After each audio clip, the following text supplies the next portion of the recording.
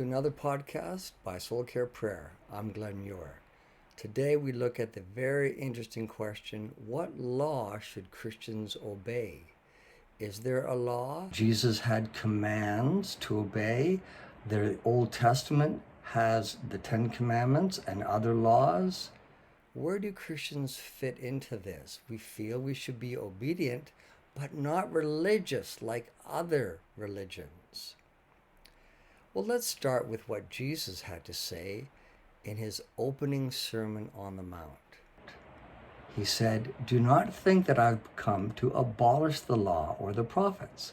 I have come not to abolish them, but to fulfill them." That's Matthew 5:17. Now that's a very interesting beginning, near the beginning of the Sermon on the Mount. Why would anyone be thinking that he's come to abolish the law? And what did he mean by saying, no, don't want to abolish them, but fulfill them? Clearly, I would say Jesus was thinking that there's a time coming when the law and the prophets would be fulfilled. Have we seen that? Christians readily agree that the messianic prophecies have been fulfilled in Jesus. This is what John had to say. Only after Jesus was glorified did they realize that these things had been written about him and that these things had been done to him. John 12:16. Well, those are the prophecies. Has the Mosaic law also been fulfilled? Here's what Paul had to write. Christ is the end of the law for righteousness to everyone who believes. That's Romans 10:4. Now, yes, there are a lot of scriptures about the law. No question about that. Any reading of the Gospels show that Jesus did not come to provide an addition to or a reworking of or an upgrade to the Mosaic law. Let's be clear about that. He wasn't a Mosaic law revivalist. He didn't send his disciples into the world to convert it to Judaism or any remaking of Judaism.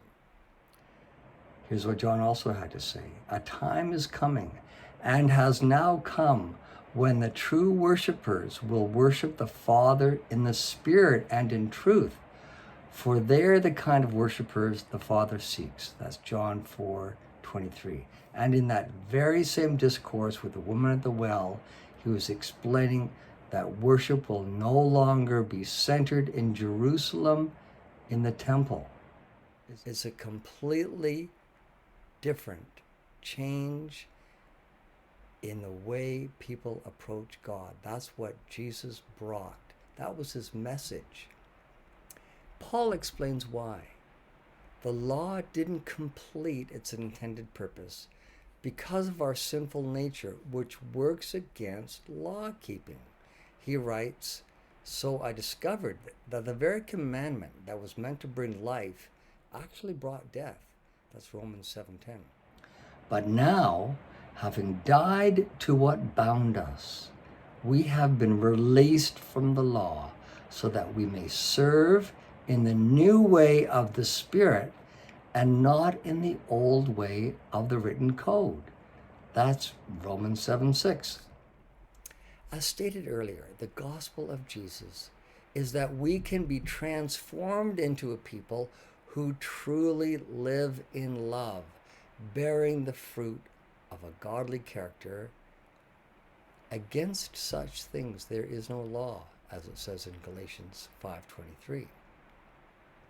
So that much is clear. We're to become new people with laws written on our hearts, that we truly actually just are being ourselves as God made us to be, to live in righteousness and in love. So, what did Jesus mean when he said, "If you keep my commands, you will remain in my love, just as I have kept my Father's commands and remain in his love"? That's John 15:10. Where's the list of commands of Jesus, and what commands of the Father did Jesus keep? Well, here's a clear hint he gave in this verse. "Truly, truly, I tell you, the Son can do nothing by himself unless he sees the Father doing it. For whatever the Father does, the Son also does. That's John 5:19. This means that Jesus lived in relationship with the Father and did what the Father led him to do, moment by moment. The commands was out of a relationship that they experienced together. Jesus is the door through which we enter this same type of relationship. As Paul explains, for those who are led by the Spirit of God are the children of God. That's Romans 8:14. And Paul makes it clear that we must obey the Spirit in order that the righteous requirement of the law might be fully met in us who do not live according to the flesh, but according to the Spirit. Romans 8:4. In other words, whoever loves others has fulfilled the law. Romans 13:8. Or as James wrote, if you really keep the royal law found in Scripture, love your neighbor as yourself, you are doing right. That's James 2:8.